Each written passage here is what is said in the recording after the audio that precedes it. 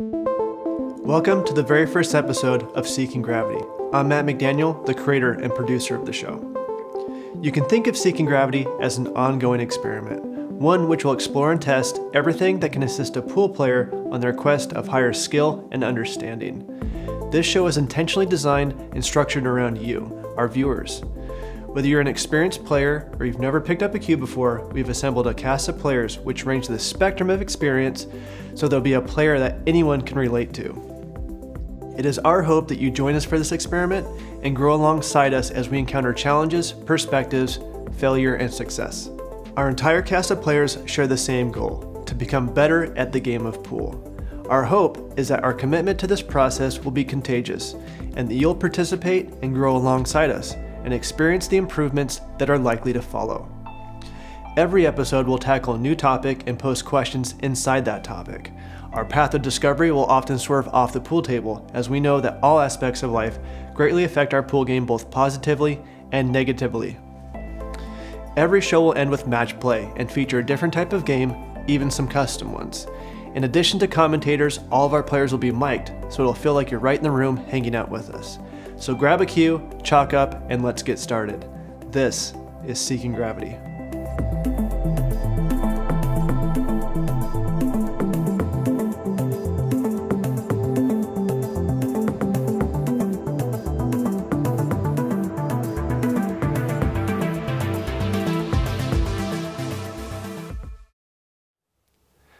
Wow, we started this journey, actually it's been a couple of years now.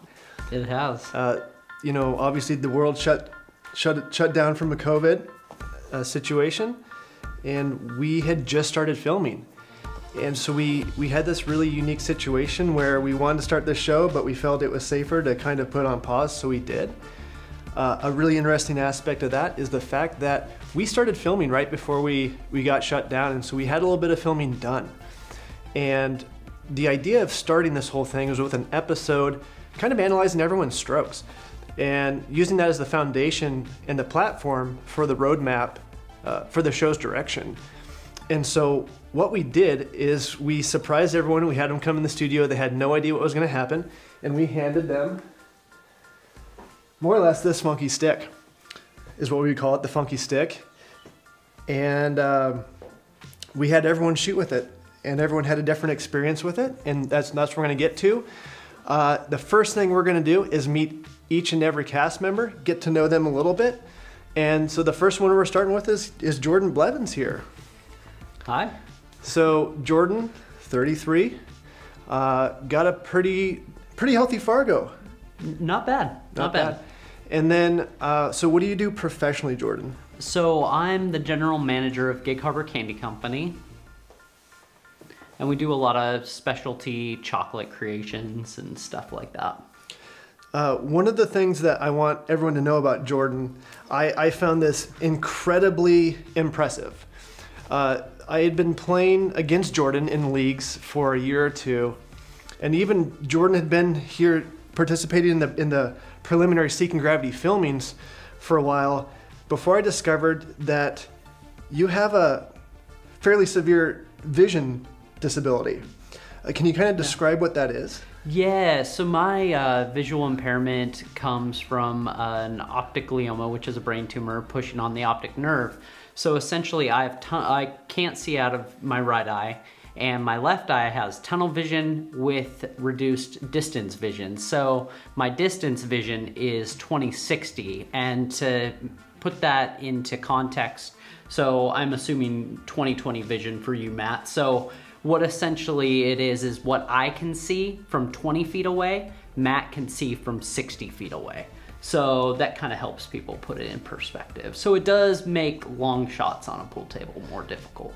And I think the thing that kind of sewed it up for me was the fact that you're completely blind in one eye. Mm-hmm. And you kind of described it that the good eye that you do have, your good eye, mm-hmm. is kind of like you're staring through like a toilet paper roll. Yeah, tube. Essentially you take your hand, kind of cup it in a circle and put it over your eye, and that's essentially what it's like. So moving my head a lot, no peripheral vision. Yeah, and that's the only thing that I think, I don't know how it came up, but one time I just saw the way you kind of look at your phone is just a little funky. I'm like, what's up, Jordan? You're not seeing well today, and you kind of described to me, and I was absolutely blown away the fact that you can do what you do on a pool table with essentially this. That's pretty incredible. Yeah. Make things happen. You just adjust. So let's go ahead and take a look at your stroke video really quick. Perfect. So Jordan came in, and again, everyone was surprised by this. We designed this experiment from the beginning as kind of a surprise for everybody. And so the first thing we had them do is essentially just get down and shoot some shots with their normal stick. And then we just stop, draw, follow shots, I believe is what we did. And then we ended up surprising you guys with this spring stick. Of course, you've got pretty sound fundamentals. And so I don't think you really had any crazy reactions from it, right? Not any crazy reactions. It was weird hitting with the cue if you weren't hitting the center. That was the only thing, but we all experienced that. But yeah, no real trouble with it. Right. And a reminder, when we filmed those things, that was like 2 years ago. Yeah. So since then, what have you been doing? Like, has your pool game changed since we did that filming at all? Yeah, I've been really working on reducing the drop in my elbow when I follow through. And definitely over the pandemic, not playing pool for a long time, 2 years, really hindered things. So definitely kind of feeling like I'm working my way back up. So we've gone down. Okay, we're getting back up there. Is it just table time in general or match play? I think table time in general, just kind of locking back in those fundamentals that I had back before. Okay, so kind of taking all this into scope, where you're at, where you've been, where you want to go, what's one of the things that you would like to explore more to improve your game? I'd really like to explore more like reducing the drop in the elbow and also cue ball control. But I think the cue ball control will come with reducing the drop in the elbow, because the drop in the elbow can cause your cue to hit a different part of the cue ball than you want. Well, we're excited to have you on the cast, Jordan, and I'm sure we'll get to know all kinds of different things about you as we go along. Perfect. And thanks for joining us. Awesome. Excited to be here. Awesome. Thank you. So next on deck, we have Julietta. Julietta's been playing League for what, 6-ish years, something like that. And we actually played on a League team together. We played against each other, and we've also played on League teams together. And one thing that I've noticed about Julietta is that you're a very enthusiastic individual. And every time you've shown up to do filming for Seeking Gravity, any kind of practice sessions we did, whether that was for this or for League, you're always 100%. But you're always talking about you wish you had more table time or you need to learn X, Y, and Z. So 6 years in, do you feel that your game's where it should be? No. I feel like the more you know you don't know. Does that make sense? Like, the more I learn, the more I think I have so much more to learn. And when I first started playing pool, it was just angles. It's just angles. I had no idea about any kind of spin, or even how hard you hit the ball, how that would affect. Even something as simple as where the cue ball is going to end up. Never even occurred to me before I started playing League. And so, especially on that short time where I was actually on a team with you and Jordan, learned so much from you guys. Watching you play, being able to take timeouts and asking you questions. There's just so much to learn. And then I feel like I don't absorb it or remember it as much as I'd like to. So I need to be told a few times. Sure. I was going to say something right there. I totally gapped it. So you're a nurse, or have you transitioned to a specialist? I'm still a nurse.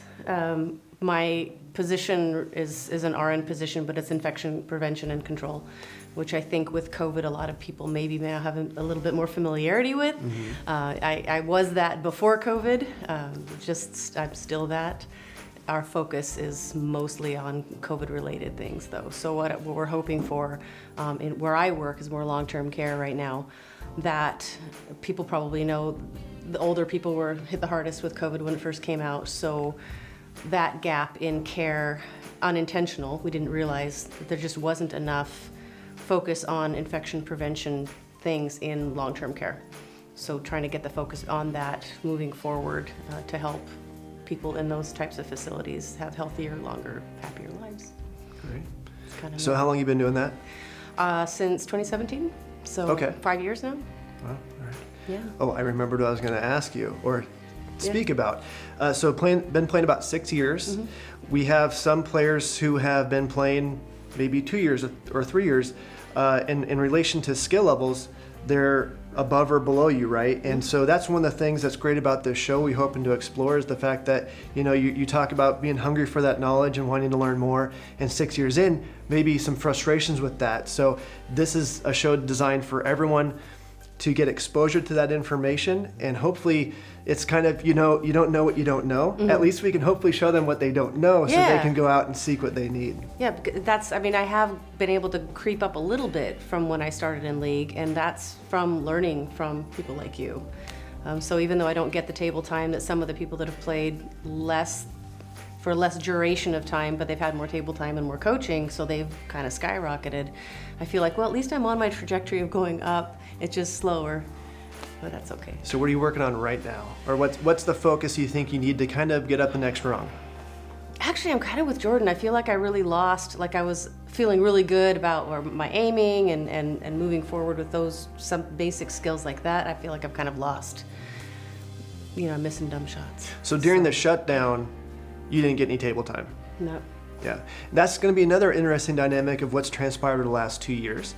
The fact there's people who have tables at home and the time to play them, and they got that table time, and there's a lot of people who went the other direction, so you've got this intersection of player skills, and you'll see them show up at the pool hall, you're like, what happened, man? You really turned your game around, and there's some other people like, oh, you know, you're not shooting so hot. So it's really interesting to see that intersection as kind of skill levels almost crisscross during that time. So. Yeah. It's been good though. Awesome. Well, thanks for joining us, Julietta. Thank you.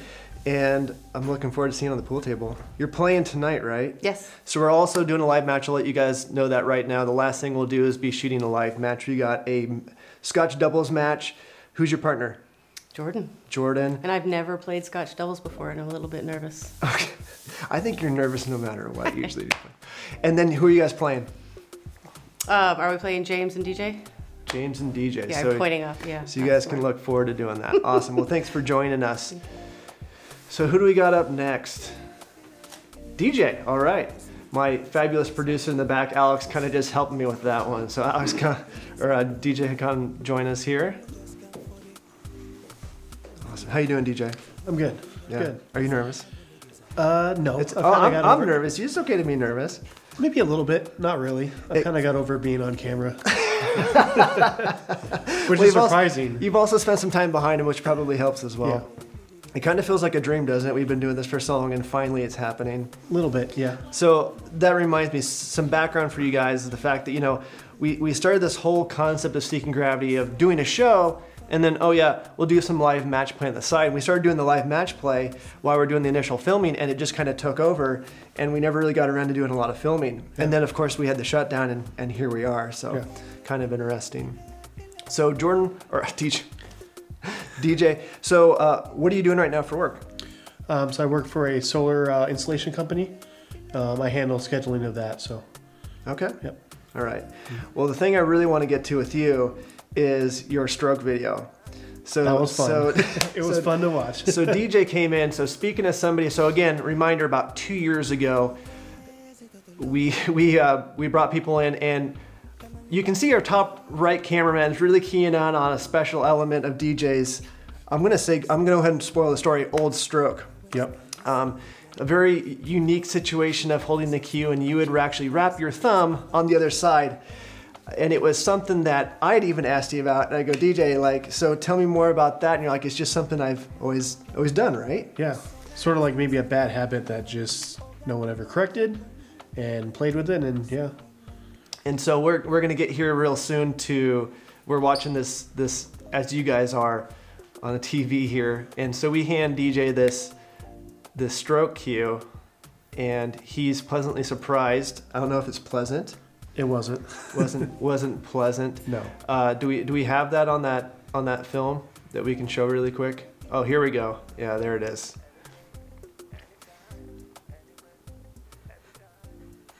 So did you have any thoughts of what might happen with this? So there you can see right there, the idea of the spring stick is it breaks in the middle if there's any kind of off cue center hit, whether that's to the side, up and down, and typically that's due to like a tight grip and stuff like that, or in your ways, you had it the other way. Yep. And I remember asking like, DJ, are you gonna think about switching that up? And you're like, no, I'm good. And then I think I saw you like 2 or 3 weeks later and you switched it around. Yeah. And you've had some pretty good results. So tell me about your pool play lately. What have you accomplished? So I've leveled up in my handicap, which I think that is a big part of it. Okay. And I think my consistency has also gone up. Nice. Yeah. All right. So over the last 2 years, you've seen an improvement in your game. Oh yeah, for sure. Awesome. Was that stick at all involved at all? I think it opened my eyes to correcting that stroke Yeah. and thumb placement. Awesome. Yeah. So what's a goal that's in sight right now for your pool game? I'd say just work on, improving my consistency to the next level. I think that's the next thing I'll be working on. Awesome. Yeah. All right. Well, thanks for joining us today, You're welcome. DJ. And we're looking forward to seeing you on the pool table later tonight. Yes. Hopefully you shoot straight. Yep. All right. Next person that we've got on deck for you guys is Kacie. And this is a new name nobody's seen yet. So Kacie's a new addition to the Seeking Gravity team in terms of when we started doing this whole production. So fairly new to the pool game as well. Yes. Started playing League, I think 2 sessions before COVID happened, and then still playing League now. So. Okay. So tell me about what you do. You help essentially local business growth. Tell me more about that. So I basically run a Chamber of Commerce, so the Auburn Area Chamber of Commerce. I work with businesses to help with economic development, with their marketing, advocating for businesses, small businesses, large businesses. Just a passion for business, I guess. Yeah. What got you into that? I've been in marketing my whole life, been a marketing director, and then I was sought out by one of the board members to take over the business because they were not doing so well, and I took it over, and it's been awesome for the last 3 years. So yeah. Great. So we met at a pool hall through League, and you were a new player, and we were looking for fresh blood for the Seeking Gravity team because we're always again trying to make sure that we've got our cast stocked with new, medium, and more experienced players. And I walked up to you and said, "Hey, you interested in this?" And we just kind of tossed in the mix. So Kacie is very brand new to this. What do you think of this whole experience so far from what you've seen? Honestly, it's been great. It's nice to be able to be around a bunch of different people that have different experience levels and play on different teams because you're getting knowledge from not just like one team, but you're getting it from a group of teams, right? So for instance, I think you saw me and met me when DJ was kicking my butt at League. So I think that it's good. Now I might play against DJ on Thursdays, but now I get to play with him, and learn from him here. So I think it's pretty cool. Is there something that you could say would be a common denominator for all the people that are here playing pool, part of the SG team? I think they have a passion to be more consistent and get better at their game. I think it's just they are looking to do something and they want to do it great. So, nice. What's in terms of your pool game? What are you hoping? What are you trying to improve right now? Oh, I think for me, nerves. When you're first in front of a bunch of people at a pool hall and you're playing for a competition, those nerves are a little bit just on edge and they're highly intense. But when I'm just playing at the bar and I don't really care if I win or lose, I notice that I do a lot better. So the nerves adversely affect your game? Yes, definitely. I think that's for most people. I think some people, they actually, when those moments come, they kind of sharpen up a little bit. It's kind of interesting to see the dynamic. Yeah, I hope that this will help a little bit, especially like having the nerve of one, playing with a bunch of people that are fairly new to me, but then also being on camera. So it's just working through all that. Well, we're happy that you're part of the team. And just like any other newer players are out there, Kacie's probably going to be your gal in terms of best matching up with things that you're curious about and you've got questions about, and I'm sure she'll air those. And I'm sure she won't be scared too as well. She seems like she's anxious to get better. So look forward to seeing Kacie and asking questions if you're a newer player. So thanks for joining us, Kacie. Absolutely, thank you. Awesome. All right, Mr. Fox, James Fox. Come on in, sir. I'm just gonna, where'd that stick go? I'm gonna let James just hold on to his buddy here. Can I bend this one? No, you can't. And just anybody who did see the promo, we actually had a backup spring stick. We do not recommend doing 1,050 reps with this like a Thigh Master. No, it doesn't hold up that well to that. But yeah, it's my old friend, as you'll see here. So let's go shortly. ahead, let's just get right to it. Let's go ahead and cue up James's stroke video. So this is your spring stick, and right out of the gate, you had quite the reaction. So again, for anybody who missed that, you laughed just like you did on the screen there. Obviously, what was it, the culprit? Holding your grip too tight? I think a combination of transitioning in the stroke from front to back too quickly or too abruptly, and then that kind of squeeze on the way through. And it was pretty immediate feedback. So there's such a difference between where you're supporting on your bridge hand and your grip hand that it flexed the cue to the point that you didn't even make contact with the cue ball. Yep. So pretty crazy. So what did you learn from that experience, and what did you take away? Well, I learned that my stroke wasn't nearly as sound as I thought it was. And you know, at that point, I'm still fairly new to pool. I was probably maybe a year and a half, 2 years in at that point. And I think it's done a lot for me. Game-wise, you know, I've kind of changed everything about how I hold the cue in my backhand. I'm much more, you know, barely hanging on, like, you know, no tension or anything like that. And it's helped a lot in that aspect of just being more precise. So was that moment a defining moment in sense of like tearing down your stroke fundamentals? No, I don't think essentially a tear down, but just getting some feedback that you really couldn't get any way else. Maybe a coach or somebody could have pointed that out, but at that point I hadn't done anything like that, and just getting that immediate feedback, and then happened a couple more times. And while the first one was, you know, pretty comical, after a few more strokes, it was like, oh, okay, I see what's causing that, and you know, allowed me to work on those things. Nice.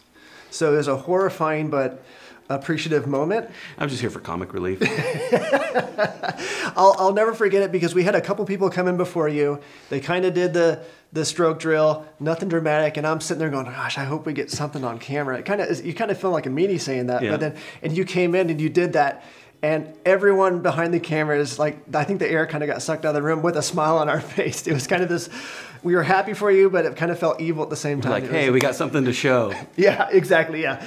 We didn't waste all of our money on this stick. It was perfect. So so you haven't been playing that long. You're coming quite a ways in your game so far. But I think every time I come in the pool hall, you're in there.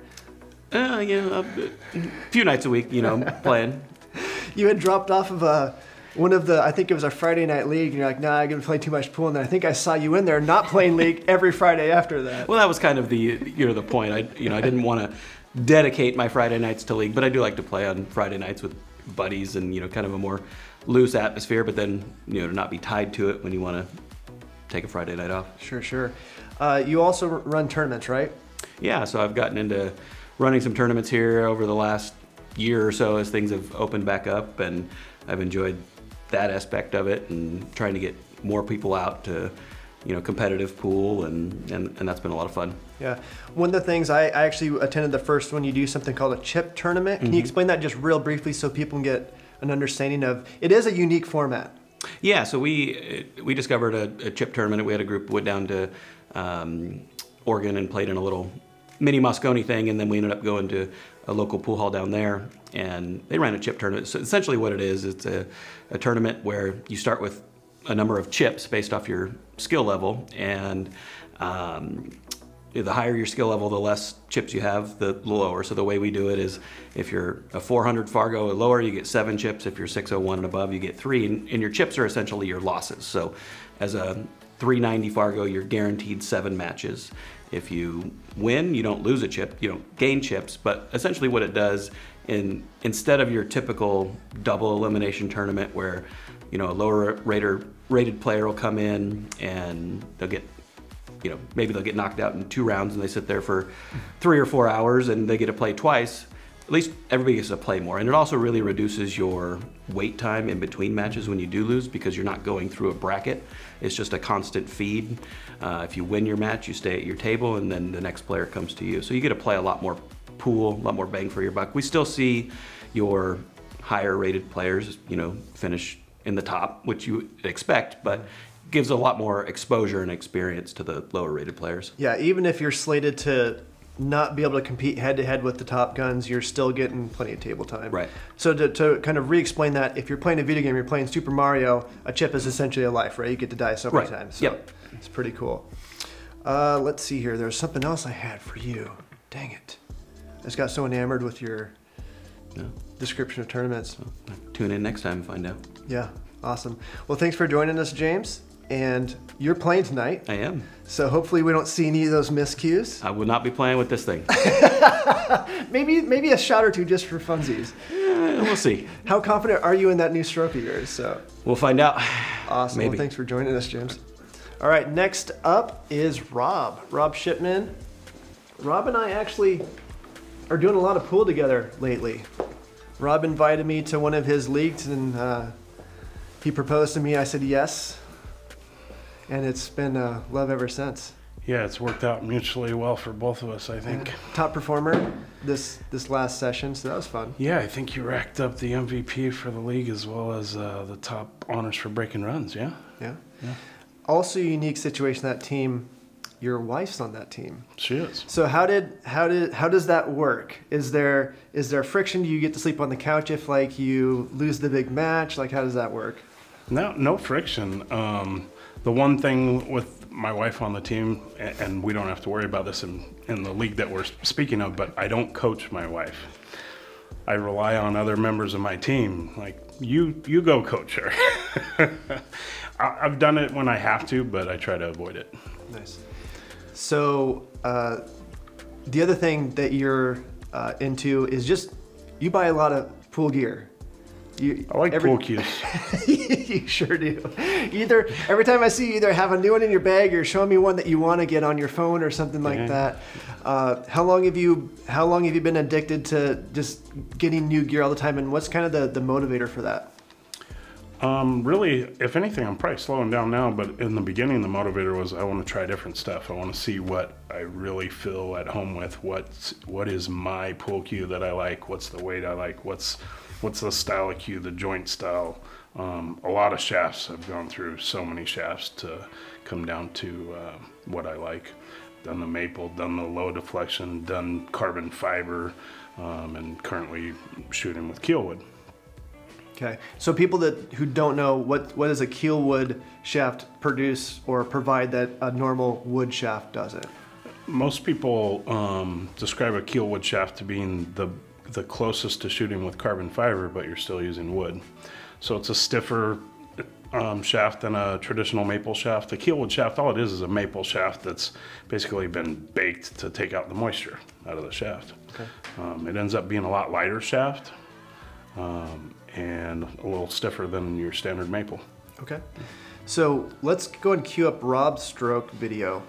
Did you have any, I don't remember you have any kind of crazy adverse effects to this, and you being a gadget guy, what did you think about just experiencing this new cue that we literally just surprised you with? Yeah, I didn't have, if I recall, I didn't have big issues with it. I did think it was kind of a fun tool. Definitely a great thing. I've tried some other tools to kind of monitor your stroke and what have you, but I'd never even seen anything like that. Okay. Did you get any feedback whatsoever, or stroke's doing pretty good? So I don't feel like I got any great feedback from that I needed to work on anything specifically. If anything, it kind of reaffirmed that my stroke was what I thought it was. It wasn't absolutely horrible. I think I could still use some improvement, but yeah, I was happy with it.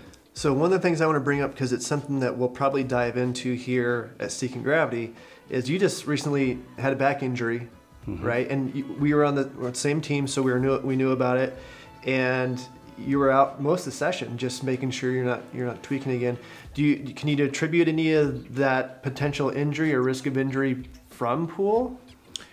You know, I've thought about that, and I don't know that that's the case, but it's certainly possible because I play a lot of pool, and you're obviously bending over a lot and everything else. It wasn't like I got injured while I was playing pool. It was just one of these things. I woke up and my back was out, you know.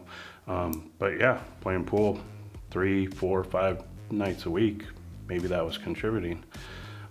It's crazy to think about, but physical fitness is kind of key, even just to play pool. Yeah, it's something that I want to personally pursue just for my own interest, but then bring that into Seeking Gravity because I've had my own set of injuries, including double disc replacement in my neck last couple of years, so long recoupment from that.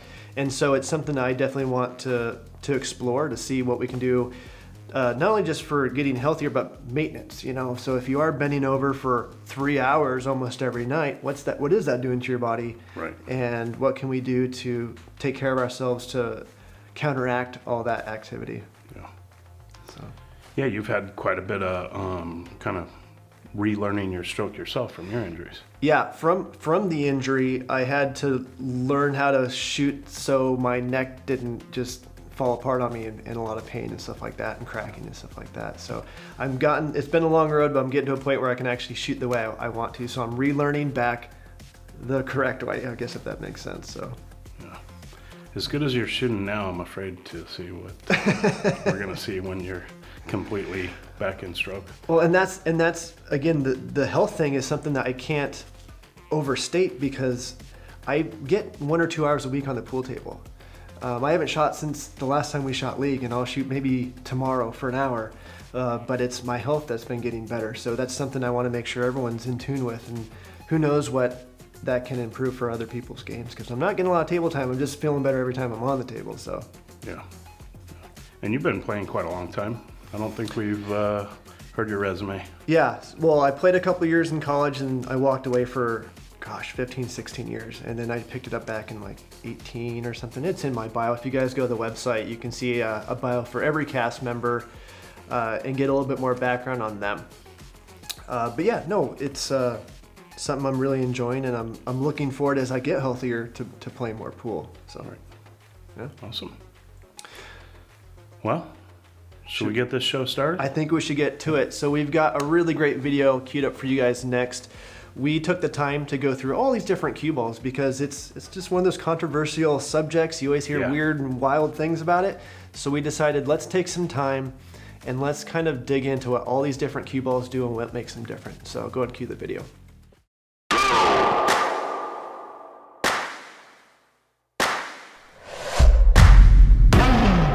Cue balls. It's been a debated and somewhat mysterious topic for a while now. Specifically, how do the handful of different cues that you encounter out while playing matches measure up and perform on the table? Players almost always have an opinion about why various cue balls behave as they do, and interestingly, these opinions often conflict. So that leaves us with the following questions. Are they really any different? What are those differences? And how do they affect your game on the pool table? This is the Seeking Gravity cue ball comparison. We had the cast play each ball back to back, providing immediate contrasting feedback, along with their thoughts on what differences they thought they were able to detect. Second, to determine what cue ball each player preferred. And lastly, we'll measure each ball and provide the true numbers because we know that's what everyone's looking for. Will these numbers correlate with the player impressions? We'll find out. The cue ball lineup is as follows. We played both a black and red Aramith measles ball because, you know, we had them. We played an Aramith Super Pro, an Aramith red circle, a Cyclops red dot, a standard unmarked ball, and then the classic fan favorite oversized coin op. Now, the expectation of a quality product is that all of the object balls and cue ball weigh exactly the same, or within 1/10 of an ounce tolerance. Most sets weigh in at roughly 6 ounces.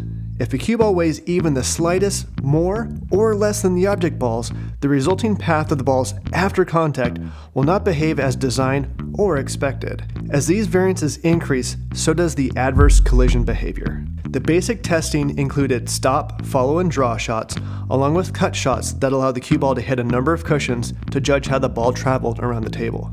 Now, we all noticed simply taking the time to play all of the cue balls back to back allowed us to acquire a fine sense for the differences. Though there were some that stood out from the rest of the pack in terms of performance and behavior, we were also surprised to discover how similar most cue balls actually did play alike. Based off of our playing evaluation, we came up with what we consider are the characteristics to grade the cue balls on. You may have your own judging criteria, but we found this clear and defined characteristics to measure and thus form an opinion. Agility. The ease to spin and move around the table. We would consider a cue ball with high agility the tendency to feel a bit lighter and speedier around the table. Standout performers were the Cyclops and the red circle. We'll find out soon if the size or weight are a factor in this. On the opposite end of the spectrum, the oversized coin-op performed like a bowling ball. Without measuring, it was clear to see that it was both oversized and heavier than the other cue balls. Consistency. The predictability of overall performance and precision. Simply, the ball behaves and settles right where you imagined it would. The consensus was that all aeromyths provided the most consistent and expected reaction. The Cyclops and red circle feel a bit lighter around the table and are a bit harder to predict how the spin will take it to its resting place on the table. And finally, cling. How prone is chalk likely to stick to that cue ball after a strike?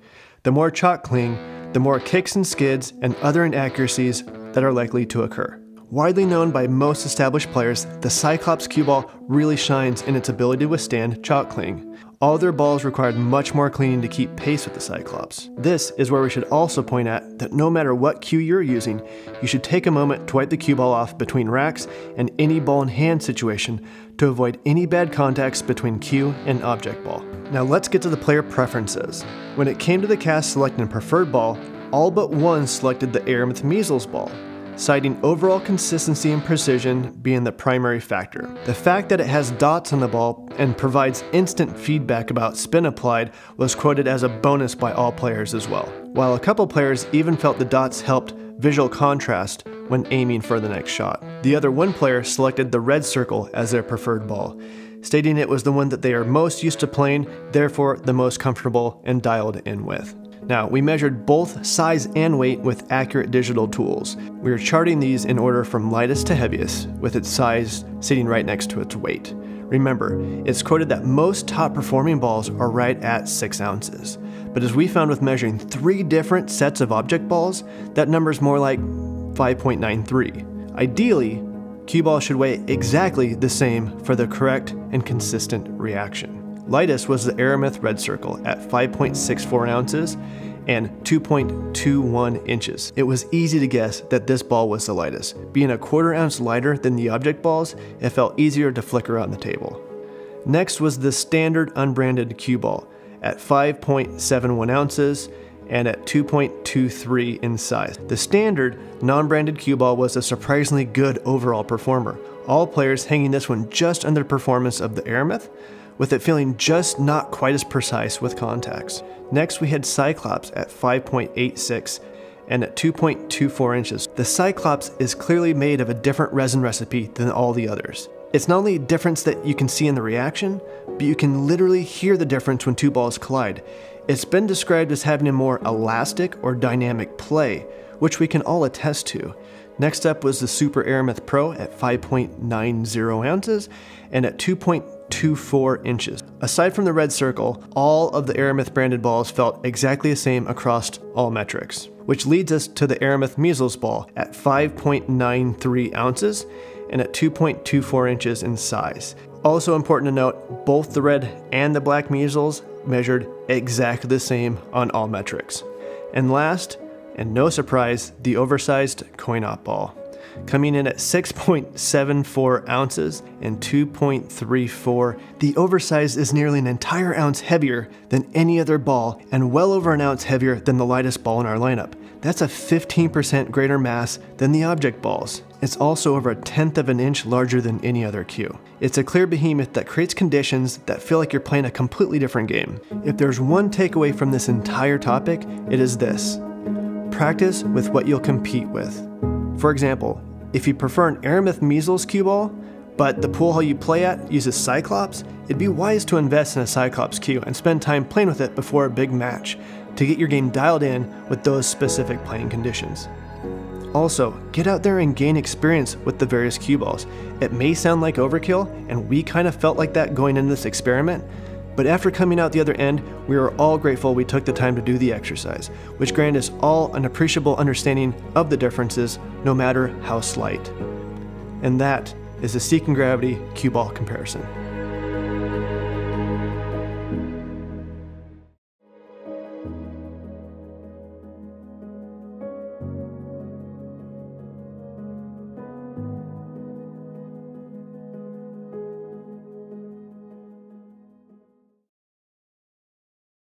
We've got our live match play. Here, let me get in frame. There it is. So we've got the duo of Jordan and Julietta. How long have we been training for the match of your life? 2 years. It's been a long time, mentally. So you knew this was coming before COVID even Yeah, hit. exactly. Oh, well, we knew it eventually was coming. You know, you got to prepare. Nice. Awesome. What do you think about your opponents, DJ and James? It's gonna be a tough battle. It's gonna be a good battle. But I gotta put it our direction. What do you think? Okay, we're racing to 3. What's the prediction? Well, I mean, you have to predict you're going to win, otherwise why play? Typical Julietta answer. I'm following her. So, is it going to be tight? Is it going to be 3-2, 3-1, 3-0? It's going to be tight. Tight? They're good. Yeah, they're good. I think it'll be a tight race. I'd say us 3, them 2. So I intentionally tried to get Fargo's as close as we can. So your combined Fargo's between theirs, I think it's like 40-some points. And you guys actually have the edge. Oh. No pressure. Okay. Well, okay. he has the edge. I'm the weak link. Sorry.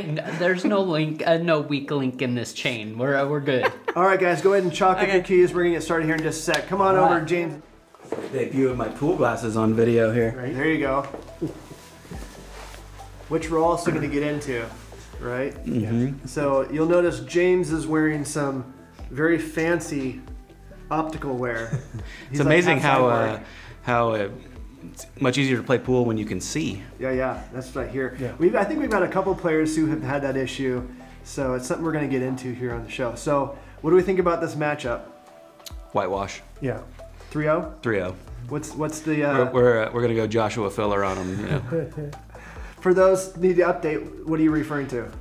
I think it was in the quarterfinals of the World Pool Masters right now. Filler won 7-0. His opponent shot twice. One was a kick, one was a jump. Wow. Pretty good stats. One-sided. Very Yeah. one-sided. All right, DJ, what form are we going to use? Thumb over, thumb behind? Thumb, not the old grip, so new grip. The new Awesome. grip. All right, well, we're going to get started, but the first thing we're going to show you is the rules to 9-ball. We're playing a race of 3 9-ball.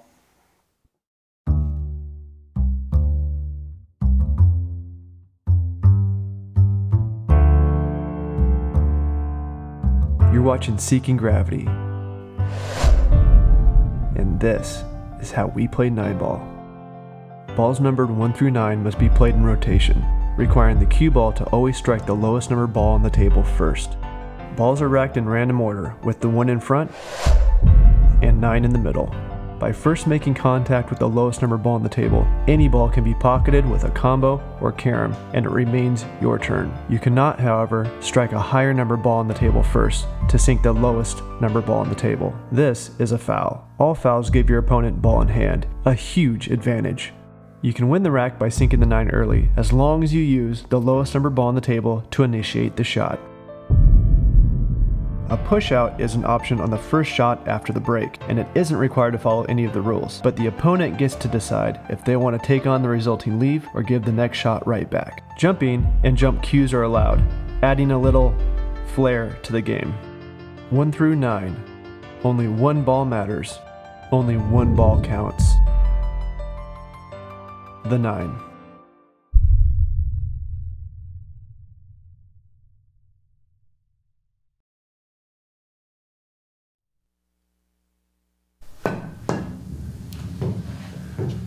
No.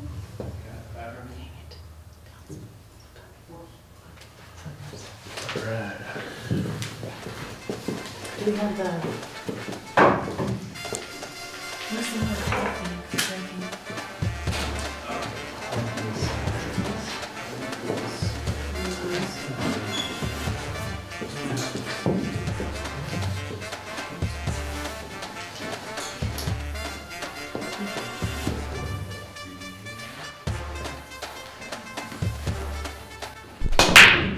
Whoa. Okay, we are 9-ball breakoffs.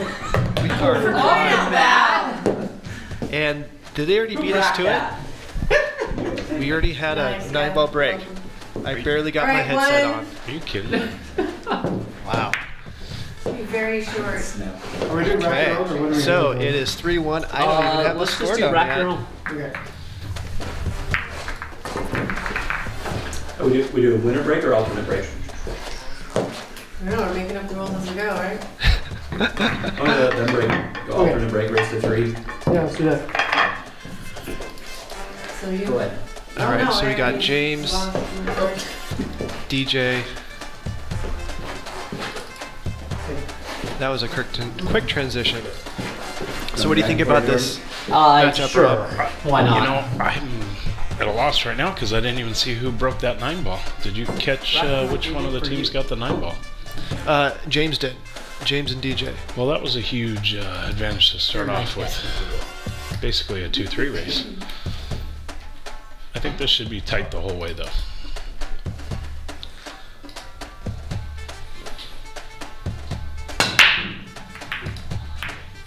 Okay, and we gotta give one to Jordan. I'm sorry, James and DJ. So 3. They're already one rack in. All right, here we go. This looks like push-out territory.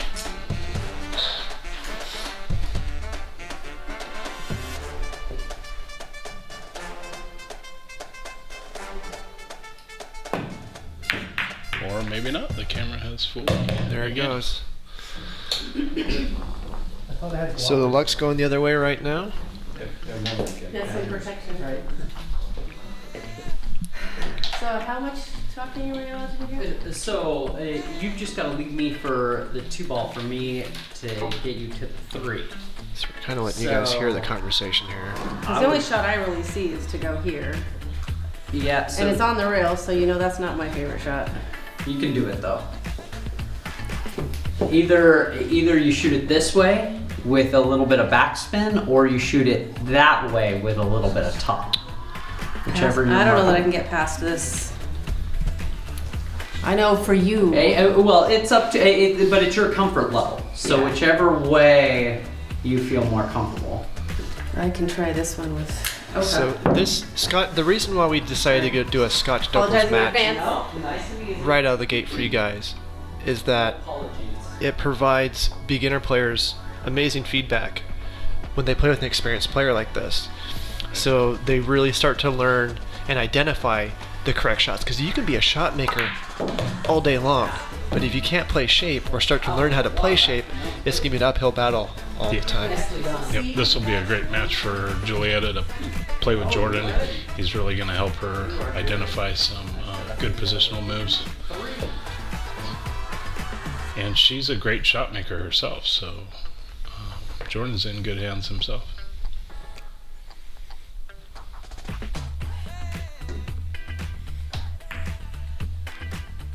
Oh. Just enough. And just a refresher, because it's been a long time, if you guys see shots that are not falling and going, I can make that all day long every day, this is a 9-foot gold crown with 4-inch pockets. It's deceivingly hard compared to what you're seeing on the camera. Those pockets look a lot small when you're down looking at 9 feet of blue. Absolutely. So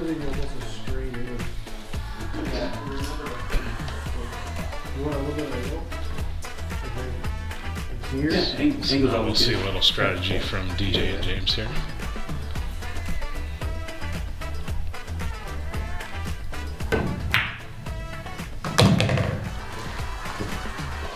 Not quite enough. You got a little angle there.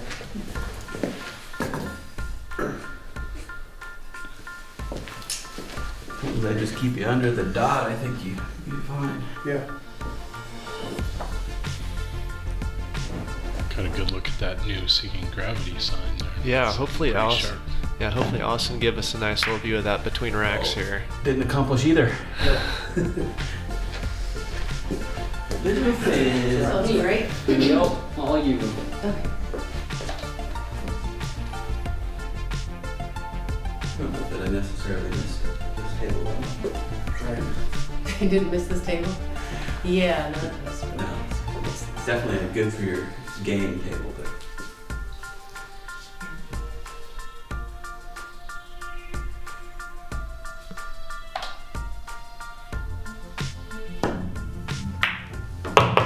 Oh, I hit it too hard. I'm sorry.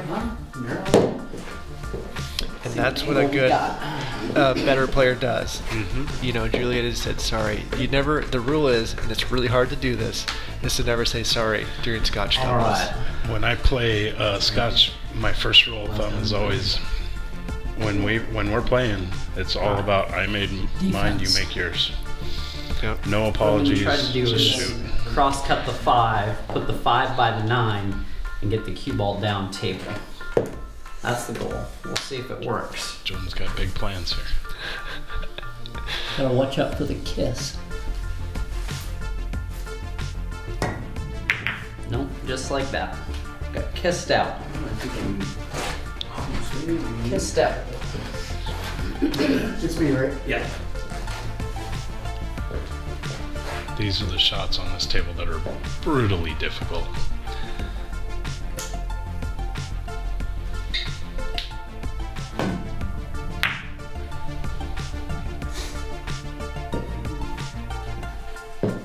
It's too focused on the shape.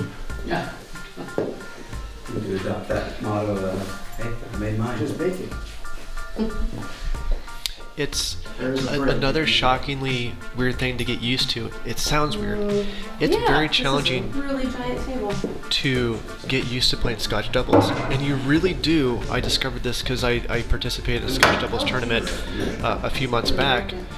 Is you really there needs to be an in sync time limit, you know, for you to practice with your partner, just learning how they shoot, what they're capable of doing, their preferred kinds of shots, if they're left or right handed, because like I'm a lefty Very awkward. and I'm thinking if I've got to make a reach or a short reach, what's going to happen for my teammate? You know, if I set it up for a lefty, now they have to use a bridge because they're right-handed. You know, there's things like that you have to think about.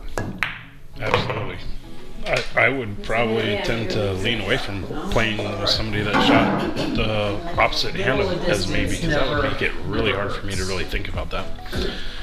James and I just recently had some success in a Scotch tournament, and we actually got together twice beforehand to just get used to playing with each other. Figure out those kind of details. Oh boy, that was terrible. Wow. That was awful. Wow. That was a lot going on. That was bad.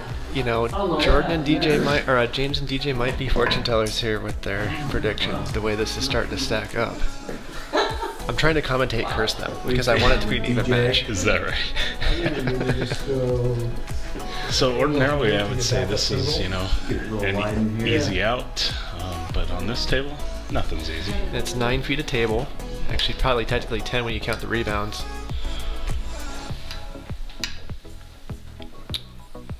So you overplay this, right? You go to hit that rail for sure, just to make sure you don't underhit it. Absolutely. Oh. So I like the shot selection there, but I don't like that he left himself reaching out over the whole table to shoot that shot. Just make the shot longer and be comfortable. Julietta giving that a really good look. Shoot. James. Yeah, I preferred it when in.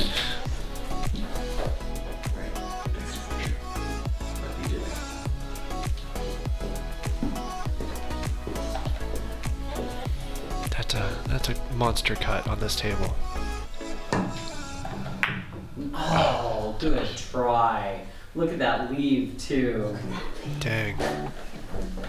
Great try, Julietta. She's left it just a tiny bit easier, so we'll see what DJ can do. Still a difficult cut.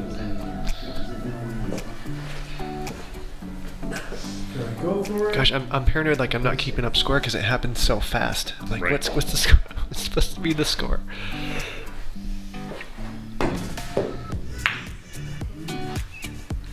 Yeah, there's no gimmies on this table.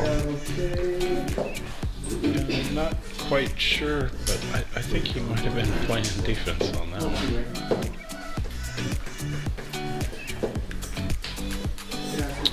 That's the look of a guy who doesn't, gives us a 70% chance. What he's really looking at is how does he get back around table. I think right now that face told me I was talking a pretty big game on the chair there. I better start putting up.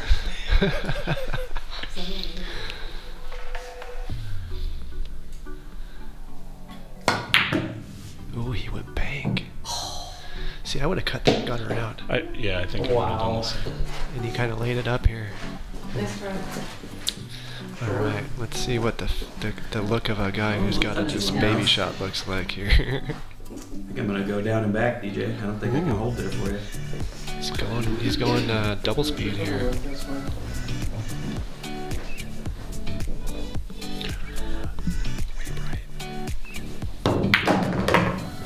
Maybe just down.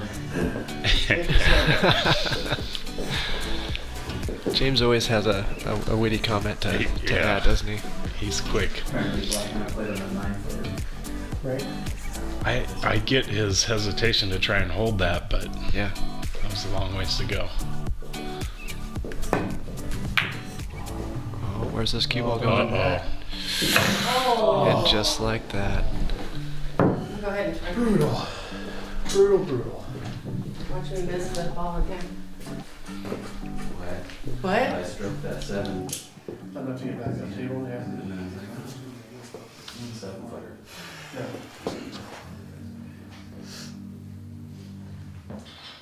It's oddly nerve-wracking. There it is. All right, ties are back up. All right, you're good. So that 9-ball break out of the gate lead just disappeared. That's good. That's going to make Jordan and Julietta feel a lot more comfortable.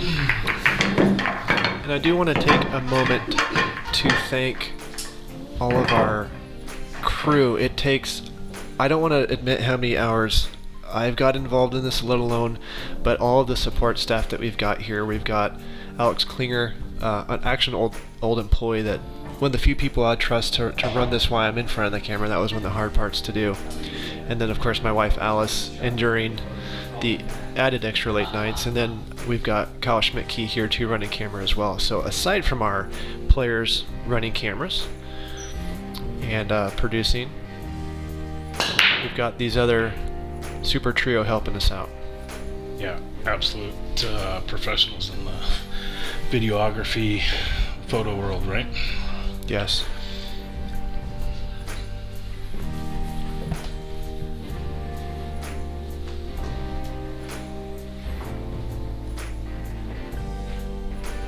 Looks like a pretty good opportunity here.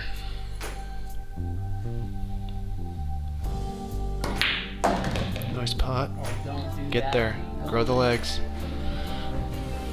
You know what though? When Julia comes to the table, you know what she can always knock down? The hard ones. The banks. The banks. And she can cut a ball pretty mean too. Yeah, she'll be dangerous as she picks up more and more position play, cue ball control.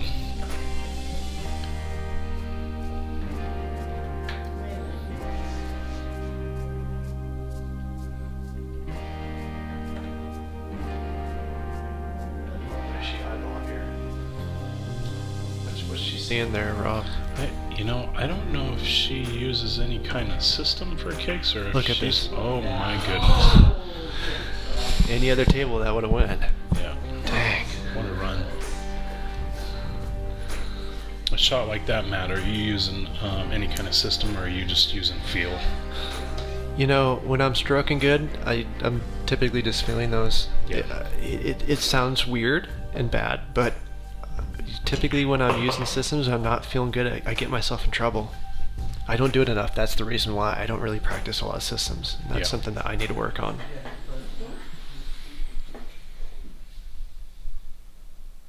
There you go, nice. Center of the pocket. Good shape. A little straight on that 4, but you're so close to the pocket you can push it around. Yeah, I tend to play the same, mostly by feel, but occasionally I'll use a system as a backup to my gut feeling on a shot.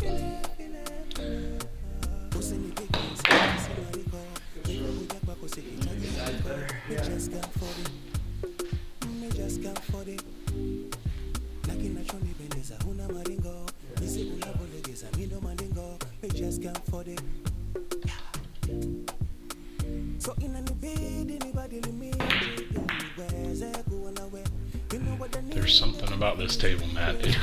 It makes you nervous. It does. Every time you shoot a ball, like balls you know that you make 99.9% of the time, all of a sudden you're like, can I make this? And it changes the way you play because you can't cheat pockets normally the way you could, so you gotta be conscious of speed and your tangent angles. Coming off the rail too, that's a hard shot. Yep. Yeah, that's tough. Uh-oh, in the drink. It's funny how the cue ball always seems to be able to get in those tight pockets. So going back to talking about this being a challenging table, this ball in hand right now for even an average accomplished player should be pretty close to lights out. But see, I'd play this top rail on the long rail and then come down, bounce off the bottom left rail into it,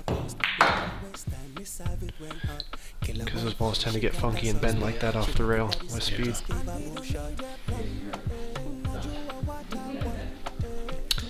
And this is the thing that can make Scotch doubles difficult, is you just feel bad for your opponent when you, or your teammate, you do things like that. Yeah, it's difficult for me when I play Scotch doubles because I'm more concerned about position even than when I'm just playing in a singles by myself.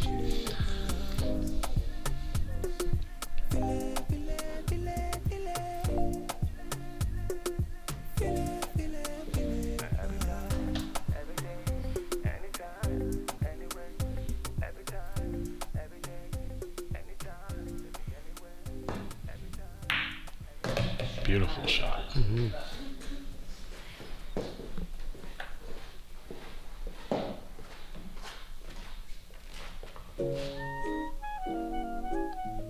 So it's got a little quiet in there. They're not really planning this out. I mean, there's not a lot of planning needed here, I guess.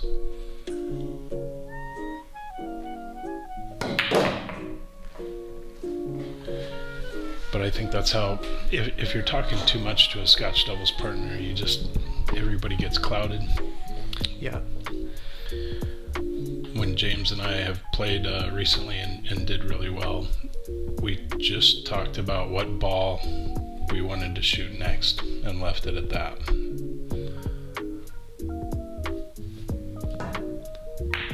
Of course, that was an 8-ball where we had an option of what we shot next.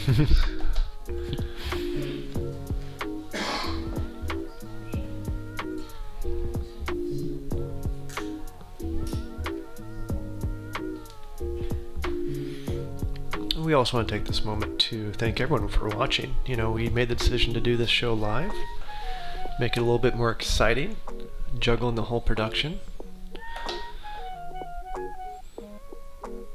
We get to add a little bit more excitement for you guys, and down the road we'll be also including segments that will provide some opportunity for some live interaction with the viewership. Yeah, I think we're going to cover a lot of topics that players are interested in the show. Certainly the topic from today of cue balls, I'm sure there are a lot of players out there that are going to find that interesting.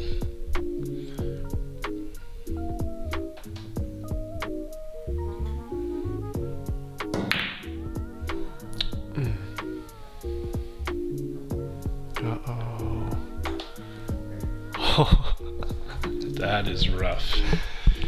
So this is a monster 3-railer because it's just so tight on that rail. It's hard to generate your cue speed, an accurate cue speed. Look at that.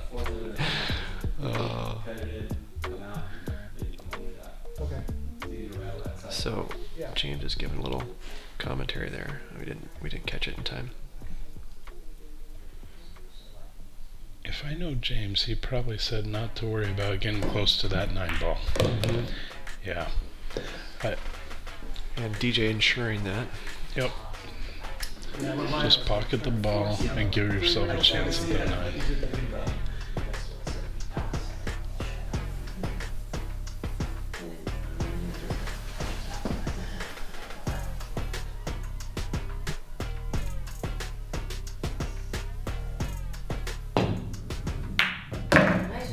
Good shot. Yep.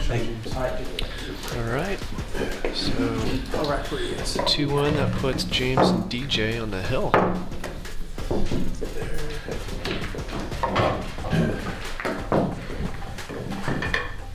James, good talk. Let's do some double logo action. Does that freak you out? That's wild. Alice trying to line it up right there. Not bad. I mean, it's good as you can do right there.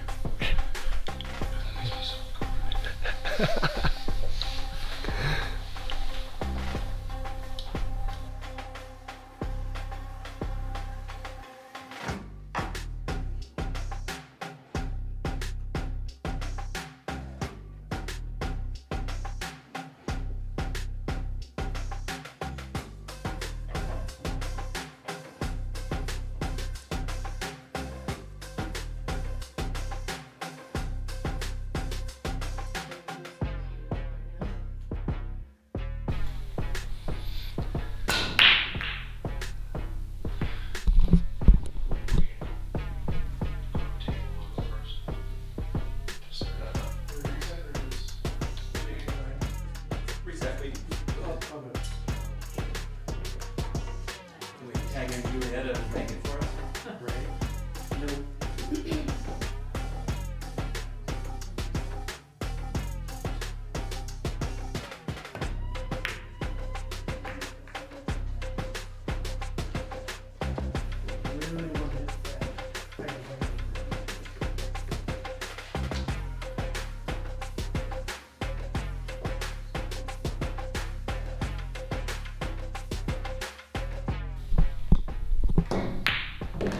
Nice shot. Fired that in.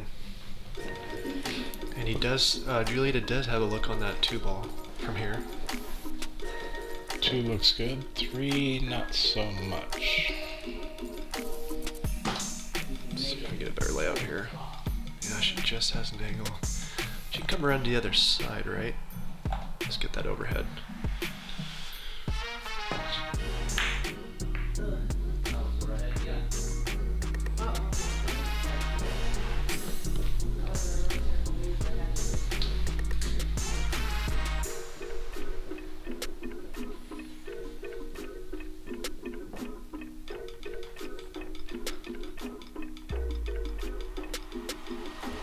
Great shot. Yeah, good camera work from my wife. I gotta say good, or you know, I'll be sleeping on the couch. Right? Tough bridging over a ball like that, Yes. but I'm still a little surprised he didn't get a hit at all on that.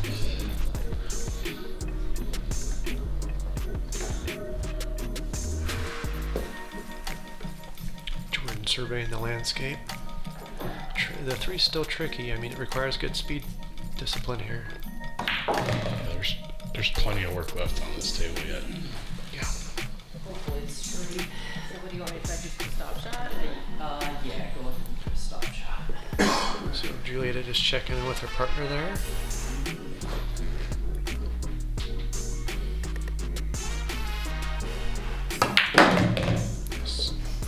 So these are the Aramith black balls, and they have that notorious 4 or 5 swapped colors, and it's getting me again today. I've already looked a couple times and mistaken those. Yeah, it always gets me when I'm commentating. Typically when I'm at the table, it's not a problem. It's always a fear. Nice cut by Jordan there. Yeah, I've had the same experience actually. Or even when I've watched pro tournaments, I think, oh, what were they doing? Oh, yeah. Yeah. Like that was some wild shape, but nice. Oh, that was a great shot. A lot of times you don't see that ball drop.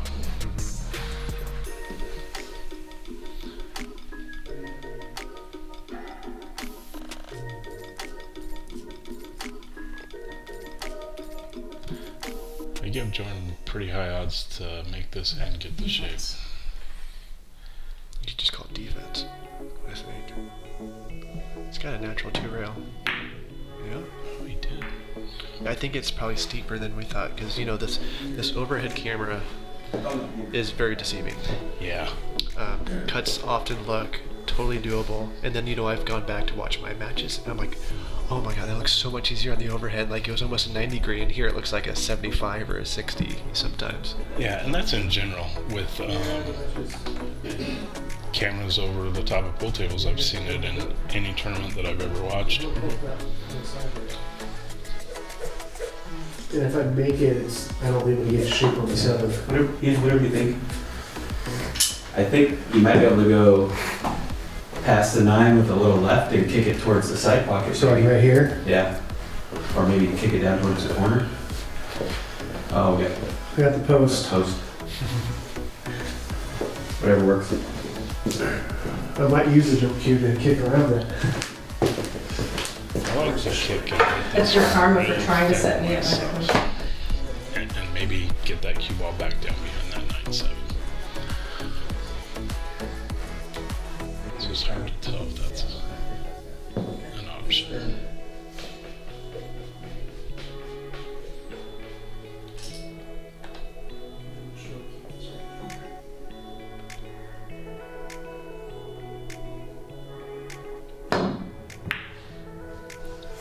Hit the back side of it.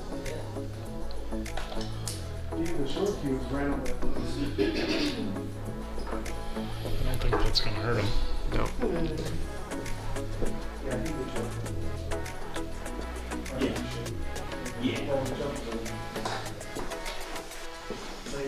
There.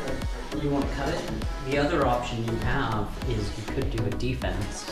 So you hit it in that same spot, but your goal is to run into the 7. So, whatever if you're more comfortable with trying to make it. In go these ahead. pockets? Then, yeah, hit it in that same spot right there, and then just you don't have to hit it hard because the cue ball's gonna run. But your goal is to land the cue ball right back here, or you can even contact the 7, because the 6 ball should go over here. Keywords there. Whenever I'm talking or offering options to a Scotch partner, I always tell them, whatever you're more comfortable with, here's the options I see. That was Yeah. good. Nicely done. Yeah.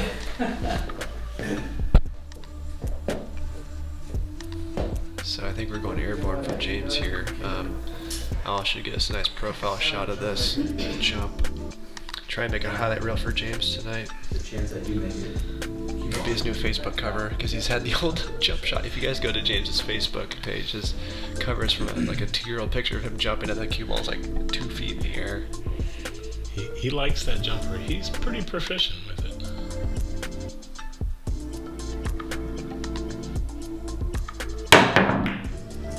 Wow. Oh, how did that not go? Kind of got a 2-way out of it. Again, this looks like a pretty easy cut, but I think it's harder than what we're seeing right now.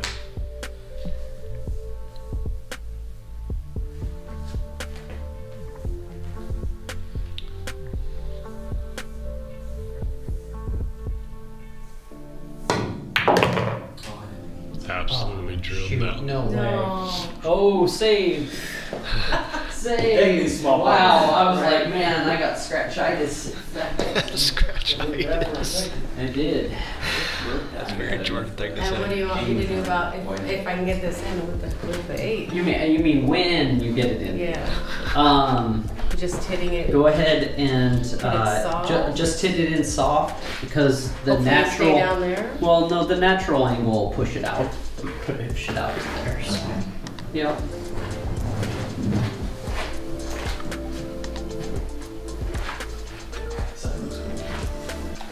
Most of us playing on 7-footers for most of our play, hitting a shot like this, soft, is really tough because you're not used to shooting a soft shot 9 feet in length.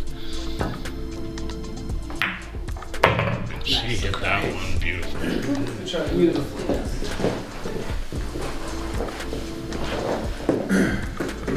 I don't want to pull out the commentator curse or anything, but I think we're looking at a 2-2 hill match here. Well, now you gone and done it. Just jinxed us. Did you hear? Nice shot here. Nice. That's always great when you can leave your teammate just straight in down goal like that. Yeah, took all the pressure off Julietta here. Just a little bit of a reach. This looks weird from here.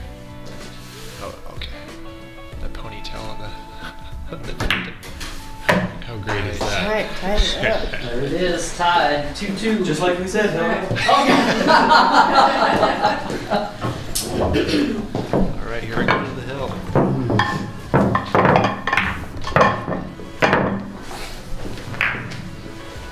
Take if you want to. the booking it, another No, Scotch doubles turned it once for just like the just way it should first rack, Jordan. Just like the first rack? Yeah. Does that work for you? Yeah, that's Oh, true. you get your hand Julietta did racking. the first rack. And it sat there for a while. So Yeah, it probably did. Just kind of really just. I've got like 4 templates out there.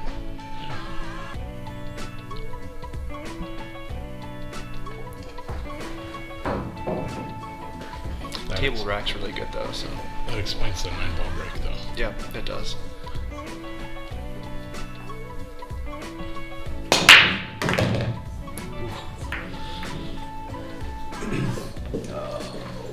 Yeah, the ball, get it away. Yeah. There's the. Here's what we can talk about. What a push. Push, Yes. So for those who are not aware of a push, it was in the video, but the first shot after the break, regardless of a ball going down or not, the incoming player has the option to push out, and it does not have to be a legal shot. They can stick the cue ball wherever they'd like on the table, but it's the next incoming player's option to take that shot or give it right back. So, and then it has to be a legal hit. What do you think? Very much a short little game of chess. Yes, it is. I hate pushing out. Maybe I'll use right here, just enough to maybe see the one. That's raised debate right now. Oh, I'm gonna get that right back. I'm gonna get that right back. All right. Yeah. Well, actually, it'll be James. Did you touch No, it? push goes. I did. Oh, he touched. I didn't even realize. I thought he changed his mind. No, he just Yeah. Welcome back. I called it. barely Welcome gets back. It's really hard to hit it that That's all part of the soft. strategy. I can't just take care You're of trying to it. get me to have You're not steps gonna in. No. It's hard to reach. when I push out, I tend to like to push into a shot that will tempt the player to take the shot, but it'll be a difficult shot. Yep. And it will, probably open up a lot of the rest of the table too. Oh, great hit. Yeah. Look at this. Not bad. That works. So I that's like the my strategy. turn. Oh, Yeah, because you never shot. Yeah. yeah. We can do this as well. Yeah, the snookers. I never thought about it till now, but it's kind of funny that we use the term snooker in pool. Yeah. I watch a lot of snooker, and every time I hear somebody say you got snookered, I always think about that.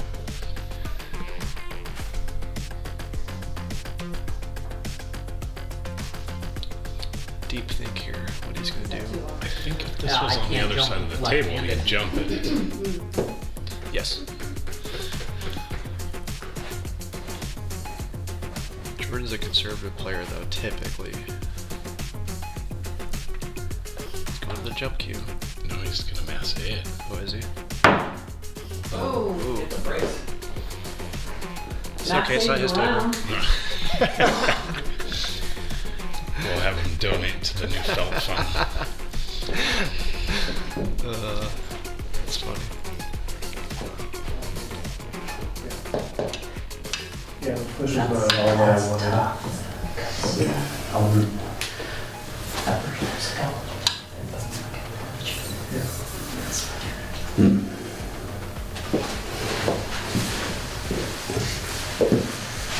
I think I'm gonna run into the 9 if I go that way. Yeah. Do a little bit of draw. Yeah.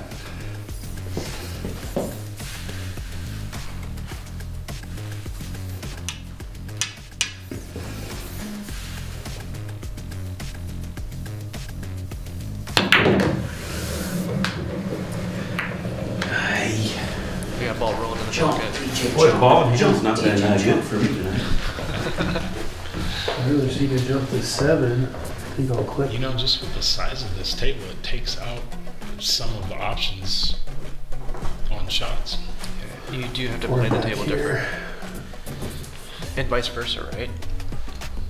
7-foot table takes out a lot of options too.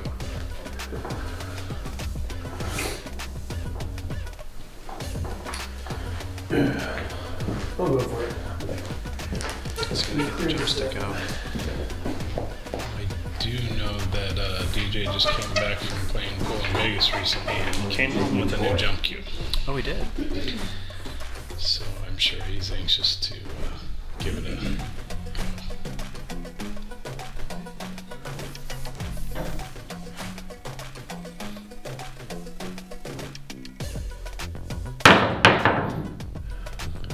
Which I was surprised when he told me because he doesn't currently play in any leagues that even allow jump cues. I think there's only one of those that I'm aware of. So Is there more than one? There's a couple in our area, yeah. I'm thinking Let's in see. here with top to leave you on the 4, or what do you think? That was my thought. Like if I I'm wasn't wrong about that. Yeah. There's just the gonna one. go here. Yeah, you could go there with top. You just wanna hit in here. If I improve to 7, then it's So I'm Julietta just gives barely some off. assistance. So you I'm cheating it this way. Playing shape. actually let's have if you want, you could do it a little steeper, Even more. and then that would actually push you like this way into this zone. Because we don't want to be trapped behind that 8 ball.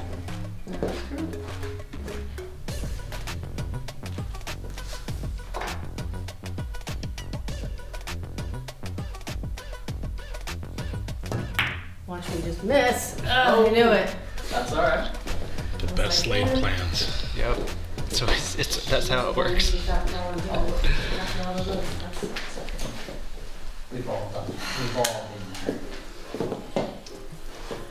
Well, they I did. think the best I could do without forcing anything is just leaving you as much angle as I can. I like this decision. Like, just leave that one shot. So again, the pink 4 is next. There's a lot of trouble trying to swing that cue ball around with the 6 and the 7 up there, Lemon.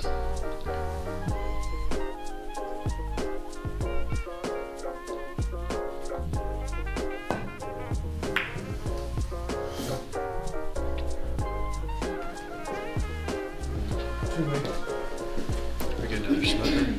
No harm, no foul. Yeah.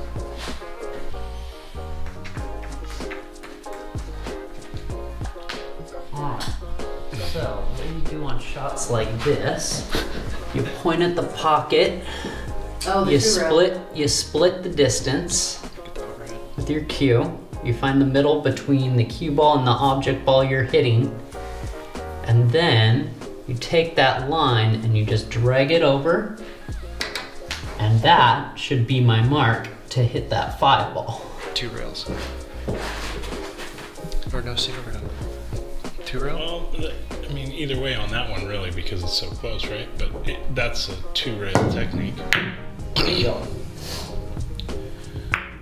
Uh-oh, uh-oh. Scratchitis is Oh, back. don't do that. Scratch was not in the equation. That is one of the systems that I use, but I can sometimes find it challenging to keep that cue when I'm moving it over on the same angle that I needed it to be. It'll kind of drift off the tip and I'll lose the angle. Push it around with head in the center. What do you think? Yeah, or I could go with Kara and make this up. There, and should just leave you a shot, either in the side or all the way down. Yeah.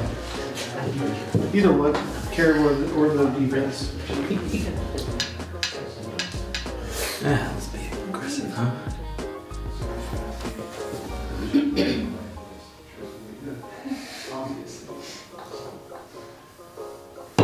Good shot. Aggressive offensive player.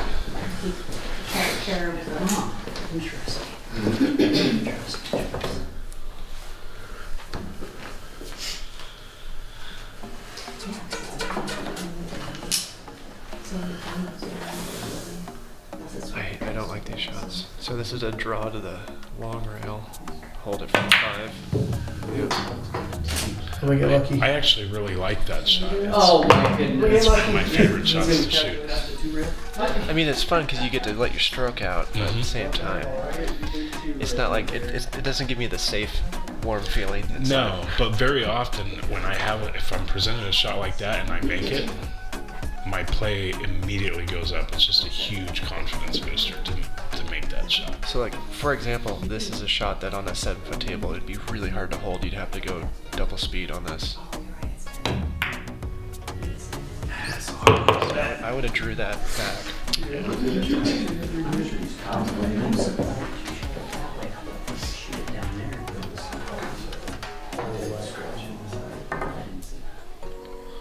So DJ's back up the table here. DJ's easy shots. These are his specialty. It's another 2-rail. 6-ball up here. What if you just bank the 6 in Right here? No, towards the 8 and Yeah, nobody get the That's what he was looking at. 6-pack here. yeah. Figure out how to hide me. I don't think that's going to do Is it my pretty good. turn? Yeah. We'll see what happens. Knock it away, knock it away, knock it away. Perfect. Wow. Wow, good shot, Really DJ. good. I mean, Yeah, DJ. How do you work on your defense? ideally, like another 2 inches would be perfect, but man, yeah, that's Can you eliminates a lot of see it? options. Yeah, I just have to try to hit it. Coming Yeah. behind, you're gonna want to get as cutting That's that about as as good as you close could've to hit that that 8 shot. ball as you can. Yep. And I'd even, yeah, it's deep.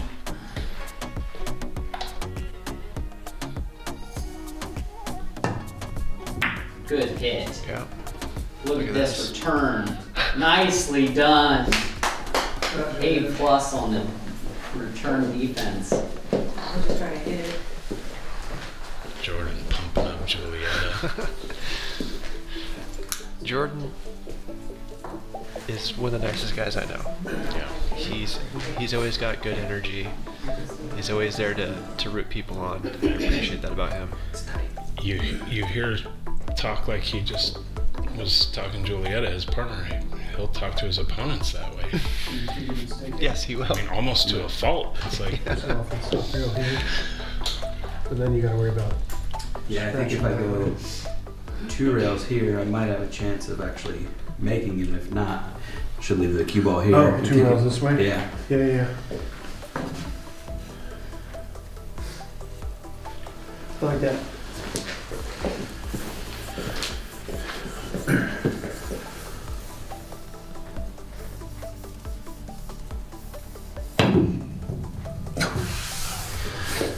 Alright, so now I'm gonna need that ball in. No, it's me. Oh, it's you, good. Thank God. Good. That's what I had. The last one. Ideally, you do, I think, want the higher level hitting this shot. yeah, this first opening didn't want shot is another so backspin crucial shot, to set you up for Julietta? the next 2, right? So there's Jordan giving Julietta the option of what she wants to play. Did okay with it. Because yeah, he sets her up nicely here. She's just like a simple follow shot or a stop shot.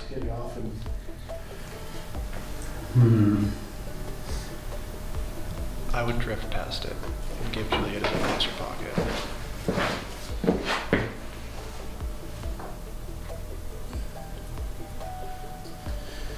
Easier for you too. Yeah, you want a shot that naturally So leads into that. either the choices, I put you like right here, and then you'd have to backspin it a bit, or But even if I or we didn't- take a gamble and I try to go 1, 2, 2 or 3 rails and put you back there. But the thing is for where this is, even if I accidentally just made a stop shot, that's still doable. It is. It's not ideal, but it's doable. Yeah. Okay. We'll do that.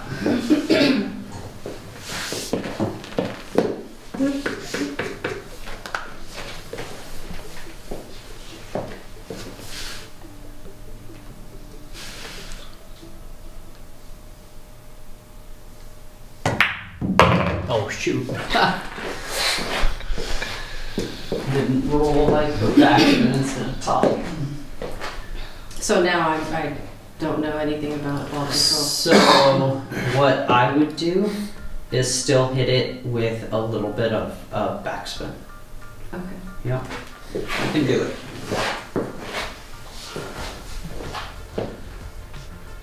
So I think when we first started playing with Julietta, she had backspin in her game, but she does now.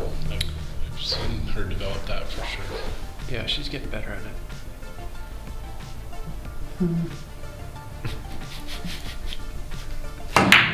Shoot. Oh, That should land pretty hairy. You can stay right there. that's not bad.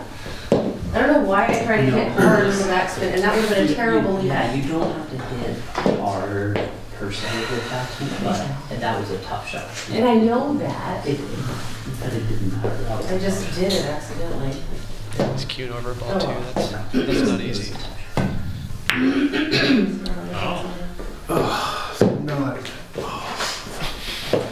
Okay. Let's see what Jordan comes up with here. The draw angle's coming into the 9. Where's he I going on the like side? taking this to the side and going all the Stunning. way. Yeah. Oh, I see what you're saying. All the way. Yeah. Up and down. I think he's going to stun it But across. it looks like he's coming to the corner. Good shot. Good shot. Good shot, George. Thanks. So when they're close, Yeah. I have to really look at my spot. yep, really focus on your aim spot. Mm-hmm.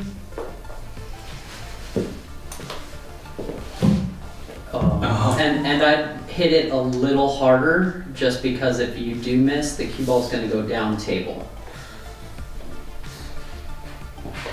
Dang. All right. I don't like the cue ball on this shot myself. Do you want a short I cue? don't like where the cue ball goes on this shot. Shoot. I'm not seeing it. Hang on. Taking my time. Yeah, take your time. I almost need like a different angle than I normally look.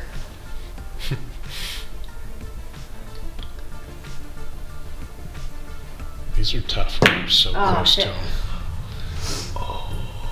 Oh, she gets away with it though. I mean, that's a Sorry. tough. No? Yeah, here. All right, DJ, it didn't work out. I'm not hitting this one. I'm not hitting this one with the spring stick. I just realized. Oh, they were going to hit the final shot with the spring stick. That'd have been I sweet. didn't realize I was cursing that much. Oh. Probably should shut my mouth. Yeah, I know that it's like more than you think it's gonna be, but then I know I'm overshooting it. You gotta majorly adjust. I'll hopefully get over.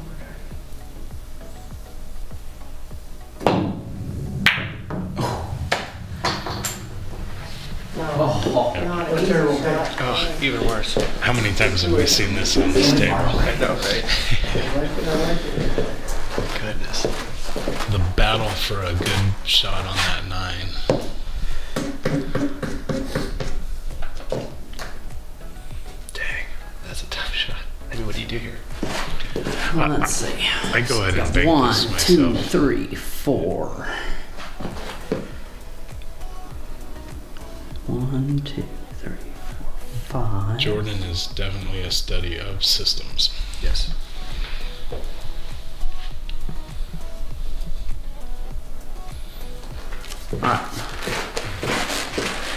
Alright, Julietta, I'm thinking 2 rails right here. These are really hard to see. I can do it with the cue ball, not so much with the object balls.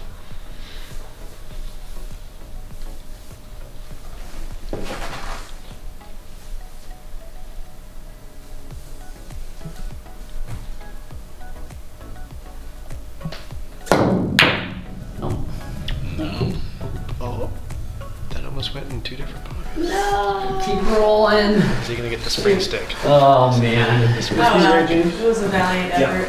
I didn't know what to do. All good. I love that Jordan decided to call that 9 audibly, but not me. I never do that because that way if I slop it in, I can just say, oh yeah. Walk off like a gangster. Awesome. All right, that does it. So our prediction just flipped. Jordan, I'm sorry, James and DJ won that. All right, that's going to conclude the match. Yes, good shooting. I thank everyone for tuning in. This has been amazing. We're very excited. This being the very first episode of the Seeking Gravity show. We want to thank every single person here, the cast, the crew. Everyone's put in a lot of time. We want to thank you guys. Anybody you guys want to thank? You. Yeah, thank Matt. You. Matt. Putting it all together. I think we should say Happy Mother's Day. Happy Mother's Day to all the mothers out there. Awesome. And then the last person you're not seeing here is Alex. Alex in the back room. Let's see your face for just a second. Hey, Alex! Running the show for us for most of the night. Awesome. We'll see you guys next time. Look out for the promos, and we'll see you next time on Seeking Gravity. Thanks. See ya. Adios.